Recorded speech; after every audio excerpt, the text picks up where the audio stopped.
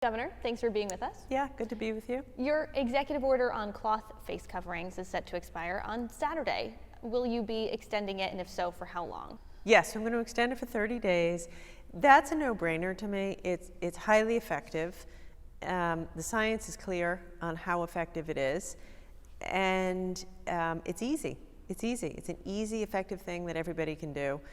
In fact, if you look in places like Arizona that had major problems, they then put a mandatory mask order in place, and it really helped to solve their problem. So short answer is yes, 30 days, everybody should follow it, keeps everybody safe. What are the odds that we go into 2021 without a mask mandate?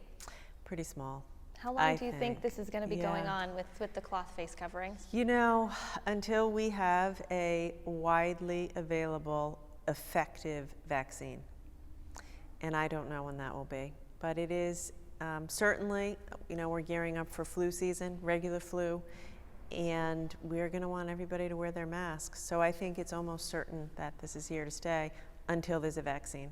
On the topic of travel, this has been a thorn in many Rhode Islanders' side, especially since we are on Massachusetts and Connecticut's list. What is the breakdown here? Why, I mean, is it likely that the governor, let's talk about Governor Baker, is it likely that he's going to change his metrics, or are we just going to have to wait until our data changes? I think he may change their metrics. The argument that I made to Massachusetts and Connecticut, particularly Massachusetts, is the reason we're on their list is because we're above 6 cases per 100,000.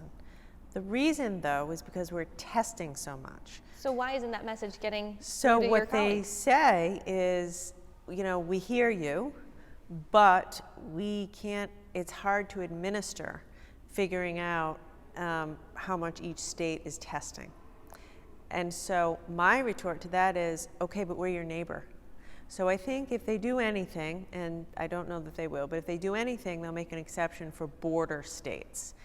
I'm sympathetic to what they're saying, which is, hey, you can't expect us to go through the other 49 states and figure out how much they're testing. I said, fine, but we share interstate commerce together. We are bordering states. We share businesses together. So I talked to him again last week. My team is all over it. And I'm going to push on that. Having said that, the best way to get off the list is to get our cases down. I'm really upset about Connecticut and New York. That's due to the PC outbreak. That is frustrating. And that hurts for a lot of businesses. We heard from a lot of hotels, bed and breakfast owners, restaurant owners saying, all my bookings from people from Connecticut and New York just went away.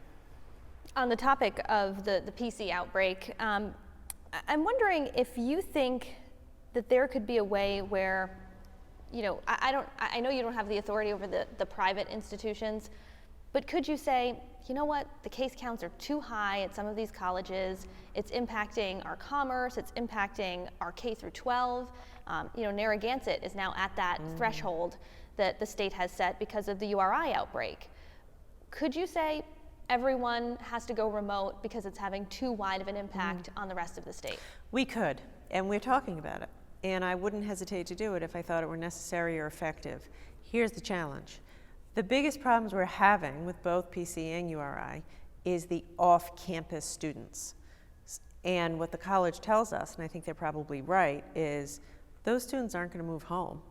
They'll do remote learning from their apartment and continue to party on Eaton Street and do what they do.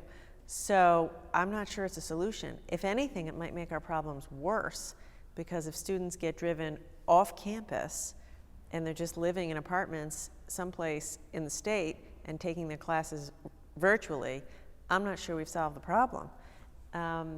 So the honest answer is we are absolutely looking at it, but I'm not convinced that that would solve our problems. So we're doing other things. You know, we're putting together this task force of college-age people to be leaders on this. We're thinking of incentives, you know, I don't know, have a smoothie if you have your mask on at a party. We got to get these young people to wear masks and stop congregating. Or if they're going to be congregating, to wear a mask and not have the crowd be too big. Would you be able to have the authority to maybe write an executive order and say all colleges, public, private, have to have distance learning? Or would it be more of a suggestion? think the Department of Health would have the ability to require them to go distance learning. Okay.